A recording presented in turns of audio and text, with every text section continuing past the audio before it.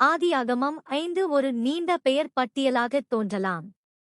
அது ஆதாமின் குடும்பத்திலிருந்து தலைமுறைகள் வழியாக நோவாவை நோக்கி நகர்கிறது.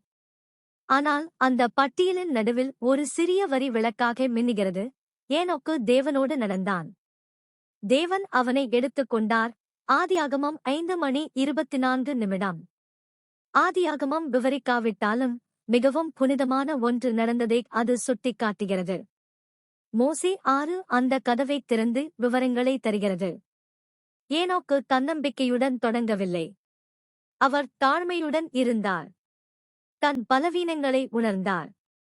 கர்த்தர் கேட்டதை செய்ய முடியாது என்று கவலைப்பட்டார். ஆனால் தேவன் ஏனோக்கில் உள்ள திறனை பார்த்து அவரை அழைத்தார். மோசே 6 தலைமுறைகள் வழியாக குடும்பங்களையும் காட்டுகிறது. உலகில் சாத்தானுக்கு மிகுந்த ஆதிக்கம் இருந்தாலும் நம்பிக்கையுள்ள பெற்றோர் தங்கள் பிள்ளைகளுக்கு தேவனுடைய வழிகளை கற்பித்தார்கள். மோசே 6:15. அவர்கள் கற்றுத்தந்தது எளிமையானதும் விலைமதிப்பற்றதும். இயேசு கிறிஸ்துவில் விசுவாசம், மனந்திரும்புதல், நீராட்டம், பரிசுத்த ஆவியைப் பெறுதல். மோசே 6:50-52. கர்த்தரின் செய்தி தெளிவு. சுவிசேஷம் ஆரம்பத்திலும் இருந்தது, முடிவிலும் இருக்கும். ஆதியாகமம் 5 ஒரு வம்சாவளி பட்டியல். அது முதலில் நினைப்பதை விட முக்கியமானது. ஏதேனுக்குப் பிறகு வாழ்க்கை நிற்கவில்லை. குடும்பங்கள் வளர்கின்றன. குழந்தைகள் பிறக்கின்றனர். மக்கள் வேலை செய்கிறார்கள், கற்கிறார்கள், போராடுகிறார்கள், தேர்வுகள் செய்கிறார்கள். தேவனுடைய திட்டம் உண்மையான மக்களும் உண்மையான வீட்டுக் குடும்பங்களும் மூலம் முன்னே செல்கிறது என்று இந்த அதிகாரம் அமைதியாக கற்பிக்கிறது. ஒரு வம்சாவளி பட்டியல் பெயர்கள் மட்டும் போலத் தோன்றலாம். ஆனால் ஒவ்வொரு பெயரும் ஒரு வாழ்க்கை. ஒவ்வொரு பெயரும் விசுவாசத்தின் கதையோ, வழிதவறலின் கதையோ, அல்லது இரண்டின் கலவையோ ஆகும். இந்த பட்டியல் தேவன் பொறுமையுள்ளவர் என்பதை நினைவூட்டுகிறது. அவர் தொடர்ந்து அணைகிறார், கற்பிக்கிறார், எச்சரிக்கிறார், அழைக்கிறார். இங்கே குடும்ப பாடமும் உள்ளது. விசுவாசம் ஒரே தடவையிலான உற்சாகம் அல்ல, அது தலைமுறைகளுக்கு பரிமாறப்பட வேண்டும். அம்மா அப்பா ஒரு குழந்தைக்கு கற்பிக்கிறார்கள். அது பெரியவராகி மீண்டும் கற்பிக்கிறது. கர்த்தரின் வேலை பெரும்பாலும் மெதுவாகவும் நிலையாகவும் வளர்க்கிறது, மின்னல் போல அல்ல, மரம் போல. இன்றைய பயன்பாடு எளிது. உடனடி மாற்றம் தெரியாததால் பலர் மனம் தளர்கிறார்கள். ஆதியாகமம் 5 தேவனுடைய வேலை பல ஆண்டுகள் தொடரும் தினசரி விசுவாச வாழ்க்கையாகத் தோன்றும் என்று கற்பிக்கிறது. ஒரு குழந்தை ஜெபிக்க கற்றுக்கொள்வது, ஒரு குடும்பம் வழிபாட்டைத் தேர்வு செய்வது, ஒருவர் மீண்டும் மீண்டும் மனந்திரும்புவது. மறக்கப்பட்டதாக உணர்ந்தவர்களுக்கு ஆறுதலும் உள்ளது. நீண்ட பெயர் பட்டியலில் ஒருவர் சிறியவர் போலத் தோன்றலாம். ஆனால் விண்ணகம் பதிவை வைத்திருக்கிறது. தேவன் ஒவ்வொரு பிள்ளையையும் பெயரால் அறிவார். உலகுக்கு மறைந்த வாழ்க்கை தேவனுக்கு மறைந்தது அல்ல. ஆதியாகமம் 5-I வாசிக்கும்போது அவசரப்படாதீர்கள். அது நிலைத்திருப்பை கற்பிக்கட்டும். உடன்படிக்கைகள் காலத்தை கடந்து செல்லும் என்பதை கற்பிக்கட்டும். ஏதேனுக்குப் பிறகும் தேவன் தம் பிள்ளைகளை வழிநடத்துகிறார். ஆதியாகமம் 5:24 குறுகியது, ஆனால் சக்தி வாய்ந்தது. ஏனோக்கு தேவனோடு நடந்தான். இது விசுவாசம் மட்டும் அல்ல, இது நெருக்கம், தினசரி உடன் இருப்பு, நிலையான நம்பிக்கை என்பதைச் சொல்கிறது. ஒருவரோடு நடப்பது என்றால் வேகத்தை பொருத்துவது, அருகில் இருப்பது, அதே திசையை தேர்வு செய்வது. பலர் தேவனை விட்டு விலகிய உலகில் ஏனோக்கு தேவனோடு நடந்தான். புனிதம் பெரிய தருணங்கள் மட்டும் அல்ல என்பதை இது கற்பிக்கிறது. நடப்பது சிறிய படிகளால் உருவாகிறது. ஒரு ஜெபம், பிறகு இன்னொரு ஜெபம். ஒரு கீழ்ப்படிதல், பிறகு இன்னொன்று. ஒரு தயவு, பிறகு இன்னொரு தயவு. காலப்போக்கில் அவை விண்ணகத்தை நோக்கி செல்லும் பாதையை உருவாக்குகின்றன. அந்த வசனம் ஏனோக்கு இல்லை, தேவன் அவனை எடுத்துக்கொண்டார் என்றும் சொல்கிறது. எப்படி, ஏன் என்பதை ஆதியாகமம் விளக்கவில்லை. கதை வம்சாவளியை விட பெரியது என்று மட்டும் சுட்டிக்காட்டுகிறது. மீதியை தேடுங்கள் என்று அழைக்கிறது. அதற்காக மோசே நூல் ஒரு பரிசாகிறது. இன்றைய பயன்பாடு தனிப்பட்டது. தேவனுக்கு நான் நெருக்கமாக இருக்க வேண்டும், ஆனால் எப்படி? என்று பலர் நினைக்கிறார்கள். தேவனோடு நடந்தான் என்ற சொல் பதில் தருகிறது. பரிசுத்த ஆவியோடு சேர்ந்திருப்பை காக்கும் சிறிய படிகளை தேர்வு செய்யுங்கள். நேர்மையான ஜெபத்துடன் தொடங்குங்கள். உண்மையான மனநோக்கத்துடன் சிறிது வேதவசனம் வாசியுங்கள். வாக்குறுதிகளை காத்துக்கொள்ளுங்கள். பாவம் மனதை மந்தமாக்கினால் உடனே மனந்திரும்புங்கள். பயம் வந்தால் தைரியம் கேளுங்கள். குழந்தைகளுக்கான அர்த்தமும் எளிது. இரவில் பெற்றோருடன் நடப்பது போல. அருகில் இருந்தால் பாதுகாப்பு, இருளில் முன் ஓடினால் பயம். தேவன் ஒளி இருக்கும் இடத்தில் அருகில் இருக்க அழைக்கிறார். ஆதியாகமம் 5:24 ஒரு அமைதியான வாக்குறுதியும் விசுவாசமான வாழ்க்கையால் உலகம் எண்ணாததை தேவன் செய்ய முடியும். ஏனோக்கின் கதை மனித மகத்துவம் அல்ல, தெய்வீக கூட்டாண்மை. ஒருவர் தேவனோடு நடந்தால் விண்ணகம் அதன் மூலம் அற்புதங்களைச் செய்ய. ஆதியாகமம் ஏனோக்கை பற்றி ஒரு சுட்டுவை தருகிறது. மோசே 6 முழு கதையையும் தருகிறது. இது வெளிப்பாட்டின் முறையை கற்பிக்கிறது. சில சமயம் கர்த்தர் முதலில் சிறிய குறிப்பு, பாதையில் சிறிய தடம் கொடுக்கிறார். பிறகு நேரம் வந்தால் அதிக ஒளி தருகிறார். மீட்பு கால வெளிப்பாடு மூலம் மோசே 6 திறக்கப்பட்டதால் ஏனோக்கு ஏன் முக்கியம் என்பதை நாங்கள் நன்றாக புரிந்து கொள்கிறோம்.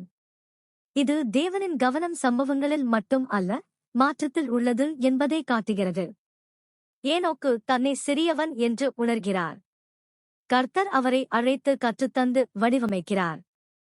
விண்ணகம் தன்னம்பிக்கை உள்ளவர்களை மட்டுமல்ல, விரும்புகிறவர்களை பயன்படுத்துகிறது. பலர் அழைப்புகள், பொறுப்புகள் அல்லது குடும்ப சோதனைகள் முன் நான் போதாது என்று உணர்கிறார்கள். ஏனோக்கின் கதை பயத்தை பதிலளிக்கிறது. கர்த்தர் பலவீனத்தை உடனே அகற்றாமல் இருக்கலாம், ஆனால் படிப்படியாக சக்தி, தெளிவு, உதவி சேர்க்கிறார். குடும்ப இணைப்பும் உள்ளது. ஆதியாகமம் 5 தலைமுறைகளை காட்டுகிறது. மோசே 6 கற்பித்தலை காட்டுகிறது. தேவனுடைய வேலை ஒரு தீர்க்கதரிசி கூட்டத்துக்கு பேசுவது மட்டும் அல்ல, பெற்றோர் பிள்ளைகளை கற்பிப்பதும் பிள்ளைகள் விசுவாசத்தை தேர்வதும் கூட அதில் உள்ளது. ஆகஸ்டு ஆதியாகமம் 5 மோசே 6க்கு வரும் மாற்றம் பெயர்கள் இலிருந்து அர்த்தம் எனும் மாற்றம். ஒவ்வொரு பெயருக்கும் பின்னால் ஆன்மீக போராட்டமும் அழைப்பும் உள்ளன. சாத்தான் இருளை பரப்ப முயல்கிறான், தேவன் ஒளியை பரப்ப முயல்கிறார். குடும்பம் போர்க்களம், கற்பித்தல் பாதுகாப்பு. அடுத்த பகுதிக்கு இது இதயத்தை தயார் செய்கிறது. பாவம் ஆன்மீக உணர்ச்சியை மங்கச் செய்யும். தீர்வு ஆரம்பத்திலிருந்து கற்றுத்தரப்பட்ட சுவிசேஷம், இயேசு கிறிஸ்துவில் விசுவாசம், மனந்திரும்புதல், நீராட்டம், பரிசுத்த ஆவியின் பரிசு. மோசே 6 பார்வையை விரிவாக்குகிறது. ஆதாமேவாளின் குடும்பம் தலைமுறைகள் வழியாக நகர்வதையும் உலகம் ஆன்மீகமாக பிளவுபடுவதையும் காட்டுகிறது. ஒருபுறம் சாத்தான் மிகுந்த ஆதிக்கம் பெறுகிறான். மக்கள் அகந்தை, வன்முறை, குழப்பம் ஆகியவற்றை தேர்வு செய்கிறார்கள்.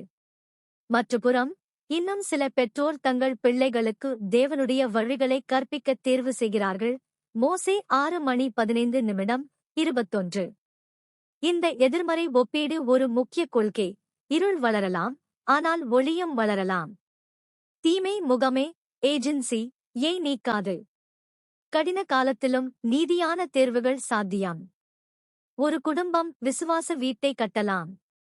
கற்பித்தல் விருப்பம் அல்ல, அது பாதுகாப்பு. பிள்ளைகளுக்கு நாம் கற்பிக்கவில்லை என்றால் உலகம் கற்பிக்கும். உலகம் விரைவான இன்பம், சுயநலம், அடையாள குழப்பம் ஆகியவற்றை தள்ளும். தேவன் சத்தியம், உடன்படிக்கை சேர்ந்திருப்பை, அவரிடம் திரும்பும் பாதையை கற்பிக்கிறார். இன்றைக்கு பெற்றோர் உலகத்தின் சத்தத்தால் மனம் சோரலாம். திரைகள், போக்குகள், செய்திகள் வீட்டுக்குள் வருகிறது. மோசே 6 நம்பிக்கை தருகிறது. பயப்படுவது பதில் அல்ல, நிலையான சுவிசேஷ கற்பித்தல்தான் பதில். பிள்ளைகளுக்கு பரிபூரண பெற்றோர் தேவையில்லை, மனந்திரும்பும், ஜெபிக்கும், நேசிக்கும், அடிப்படைகளை மீண்டும் மீண்டும் கற்பிக்கும் பெற்றோர் தேவை. இது சிறு பிள்ளைகளின் பெற்றோருக்கு மட்டும் அல்ல, பாட்டிதாத்தா, இளைஞர் தலைவர்கள், ஆசிரியர்கள், நண்பர்கள் எல்லோருக்கும் இது பொருந்தும். சொற்களால் மட்டும் அல்ல, பழக்கங்களாலும் நாம் கற்பிக்கிறோம். மோசே 6 ஒரு கேள்வியை எழுப்புகிறது. வீட்டில் என்ன கற்பிக்கப்படுகிறது? வார்த்தைகளால் மட்டும் அல்ல, மீண்டும் மீண்டும் நடக்கும் வழக்கங்களால். தேவனோடு நடக்க கற்பிக்கப்படுகிறதா அல்லது கூட்டத்தோடு நடக்க கற்பிக்கப்படுகிறதா? மோசே 6 நினைவு புத்தகம் பற்றி சொல்கிறது. இது சாதாரண பதிவு அல்ல, ஆன்மீக கருவி. மக்கள் எளிதில் மறக்கிறார்கள். பதிலளிக்கப்பட்ட ஜெபங்கள், விடுதலை, பரிசுத்த ஆவியின் உணர்வு. நினைவு புத்தகம் சோதனையில் ஒளியை பிடிக்க உதவுகிறது. பதிவு அடுத்த தலைமுறைக்கான பரிசும் ஆகும். பெற்றோர் தங்கள் விசுவாச கதைகளை எழுதினால், பிள்ளைகள் சீடத்துவம் உண்மையான போராட்டங்களும் விண்ணக உதவியும் கொண்டது என்பதை அறிகிறார்கள். இது எளிமையாக இருக்கலாம்: நோட்புக், புகைப்பட ஆல்பம், குடும்ப நாட்குறிப்பு, ஆசீர்வாத பட்டியல். அதில் அனுபவங்கள், பாடங்கள், சாட்சிகள், சிறிய அற்புதங்கள் எழுதலாம். இது அடையாளத்தையும் கட்டுகிறது. நாம் தனியாக இல்லை, தேவன் நம்மோடு இருந்தார் என்று நினைவூட்டுகிறது. இந்த வாரத்தின் கரு இதோ. உங்கள் பிள்ளைகளுக்கு இலவசமாக கற்பியுங்கள். கற்பித்தல் ஒரு இரவு பாடம் மட்டும் அல்ல, தேவனின் நன்மையை தினமும் சொல்லுவது. வீட்டில் கேட்கக்கூடிய எளிய கேள்விகள். இன்று தேவனை எங்கே பார்த்தாய்? சரியானதைத் தேர்வு செய்ய என்ன உதவியது? ஒரு தவறிலிருந்து என்ன கற்றாய்? இவை ஒளியை கவனிக்க கண்களை பயிற்றுவிக்கும். நினைவுகூரும் மக்கள் அதிக தைரியத்துடன் நடக்கிறார்கள். தங்களுடைய வாழ்க்கையில் தேவன் விசுவாசமானவர் என்ற ஆதாரம் அவர்களிடம் இருக்கும்.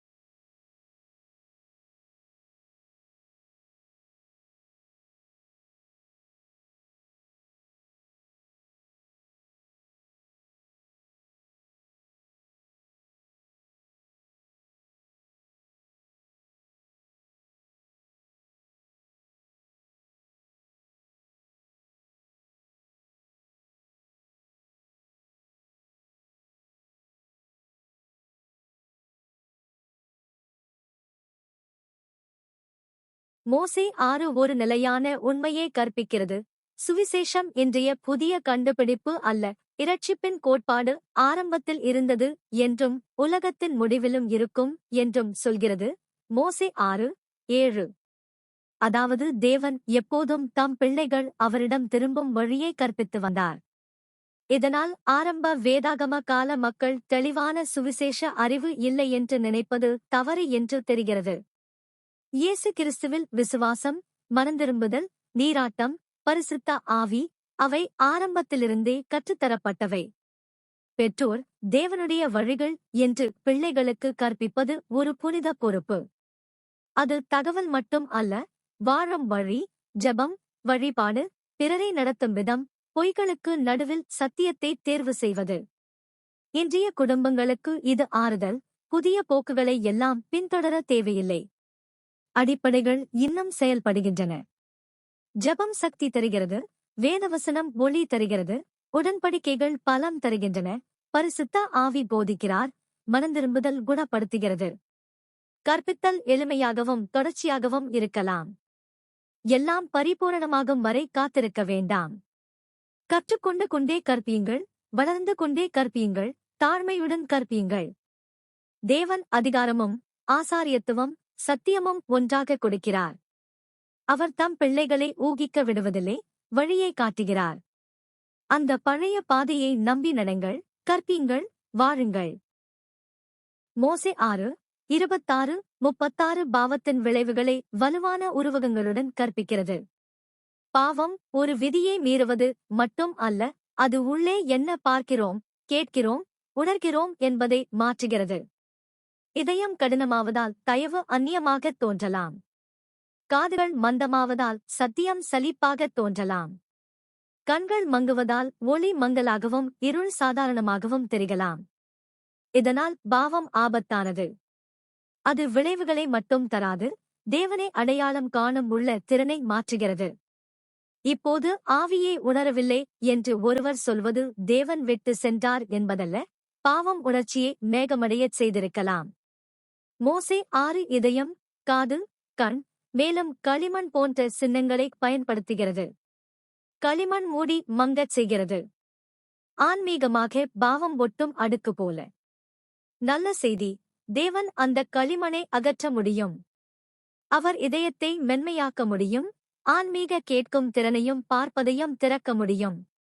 ஏனோக்கின் வாழ்க்கை இந்த குணமடைதல் சாத்தியம் என்பதை காட்டுகிறது. இருள் இருந்த உலகிலும் அவர் தாழ்மையையும் கீழ்ப்படுதலையும் தேர்வு செய்தார். அகந்தை மனந்திரும்புதலை தடுக்கும். தாழ்மை, எனக்கு கர்த்தர் தேவை என்று திறக்கிறது. இன்றைய நடைமுறை, ஆன்மீக உணர்ச்சி பலவீனமாக இருந்தால் நேர்மையாக கேளுங்கள். இதயம் கடினமாகும் ஏதாவது உள்ளதா? மொழியிலிருந்து இழுக்கும் பழக்கம் உள்ளதா? ஒப்புதல், மன்னிப்பு கேட்கல், சரி செய்தல் வேண்டுமா? மனந்திரும்புதல் என்பது நிறுத்துவது மட்டும் அல்ல, இதயத்தை தேவனிடம் திருப்புவது. பிள்ளைகளுக்கும் இது உதவும். தவறான தேர்வு உள்ள அமைதியை குறைக்கிறது. மன்னிப்பு கேட்பதும் சரியானதைத் தேர்வதும் அந்த அமைதியை மீண்டும் தருகிறது. கர்த்தரின் வாக்குறுதி நம்பிக்கையானது. மங்கிய ஆன்மீக உணர்ச்சிகள் மீண்டும் புதுப்பிக்கப்படலாம். அவர் திரும்ப அழைக்கிறார். மீண்டும் அவரோடு நடக்கச் செய்கிறார். கர்த்தர் ஏனோக்கை அழைத்தபோது அவர் தன்னம்பிக்கையுடன் பதிலளிக்கவில்லை. அவர் சுமையடைந்தார், பலவீனங்களைக் கண்டார், தோல்வியை பயந்தார். இதனால் அவரின் கதை மிகவும் ஊக்கமளிக்கிறது. தேவன் முழுமையான வலிமை வரும் வரை காத்திருக்கவில்லை. அவர் அழைக்கிறார், பின்னர் வலிமை அளிக்கிறார். மோசே 6:26-36 இல் கர்த்தர் ஏனோக்கின் அச்சத்திற்கு தைரியம் பேசுகிறார். வேலை எழுதி என்று அவர் நடிக்கவில்லை. அவர் உடன் இருப்பையும் சக்தியையும் வாக்குறுதி செய்கிறார். மோசே 6:34 என் அழைப்பு தனிப்பட்ட செய்தி போல, மீட்பருடன் நட. அதாவது பொறுப்புகளை தனியாகச் சுமக்க வேண்டாம், அவரின் உதவியுடன் முன்னே செல். கர்த்தர் ஏனோக்கை நடைமுறையாக ஆதரிக்கிறார். என்ன சொல்ல வேண்டும் என்று கற்றுக் கொடுக்கிறார். பிரசங்க அதிகாரம் அளிக்கிறார். இயல்பை மீறும் ஆன்மீக சக்தி அளிக்கிறார். இது பலவீனமானவற்றால் தேவன் வலிமையான வேலை செய்வதை காட்டுகிறது. மகிமே தேவனுக்கே. இன்றும் சீடர்கள் இதையே உணரலாம். பெற்றோர், ஆசிரியர், இளைஞர், தலைவர்கள் அனைவரும் நான் போதாது என்று நினைக்கலாம். கர்த்தரின் செய்தி, பணியை உங்கள் வலிமையால் மட்டும் அளக்காதீர்கள், தேவன் உதவக்கூடிய வல்லமையால் அளக்குங்கள். தைரியம் ஒரே இரவில் வளராது, விசுவாச செயல்களில் வளர்க்கிறது. ஏனோக்கின் கதை போதாது என்பது தாழ்மையாய் மாறி, தாழ்மை ஆவிக்கு வழியாக மாறும் என்பதை கற்பிக்கிறது. நடைமுறைப்படி, ஜெபித்து உதவி கேளுங்கள், படியுங்கள், பின்னர் செயலில் இறங்குங்கள். சத்தியத்தை அன்போடு பேசுங்கள். வார்த்தைகள் பலவீனமாகத் தோன்றினால் ஆவியை நம்புங்கள். தவறு நடந்தால் விரைவாக மனந்திரும்பி தொடருங்கள். தேவன் முதல் நாளில் பரிபூரணத்தை கேட்கவில்லை, விருப்பத்தையும் தொடரும் நடப்பையும் கேட்கிறார். மோசே 6:48-68 இயேசு கிறிஸ்துவின் சுவிசேஷம் ஆரம்பத்திலிருந்தே கற்றுத்தரப்பட்டது என்பதை மிகத் தெளிவாக காட்டுகிறது. தேவன் ஆதாமுக்கு மீட்பை கற்பிக்கிறார். முதன்மை கொள்கைகளும் ஆசாரங்களும் இதில் உள்ளன. இயேசு கிறிஸ்துவில் விசுவாசம், மனந்திரும்புதல், நீராட்டம், பரிசுத்த ஆவி பெறுதல். இவை கூடுதல் படிகள் அல்ல, வீடு திரும்பும் வழி. மோசே 6:53 இல் ஆதாம் ஒரு நேர்மையான கேள்வி கேட்கிறார். கர்த்தர் தெளிவாக பதில் அளிக்கிறார். வீழ்ச்சியால் மனிதர் ஆன்மீகமாக அசுத்தம், சுத்திகரிப்பு மீட்பர் மூலம் வருகிறது என்று அவர் விளக்குகிறார். இதனால் நீராட்டம் ஒரு உடன்படிக்கை அடையாளமாகிறது, துவைக்கப்பட்டு புதிய ஆரம்பம். கர்த்தர் நீராட்டத்தை மறுபிறப்பு என்று ஒப்பிடுகிறார். சுவிசேஷம் நடத்தை மாற்றம் மட்டும் அல்ல, உள்ள மாற்றம். தண்ணீர் சுத்திகரிப்பின் சின்னம், ஆவி புதிய வாழ்க்கையும் வழிநடத்தலும். மனந்திரும்பி உடன்படிக்கைகளுக்கு திரும்பும்போது கர்த்தர் இதயத்தை புதுப்பிக்கிறார்.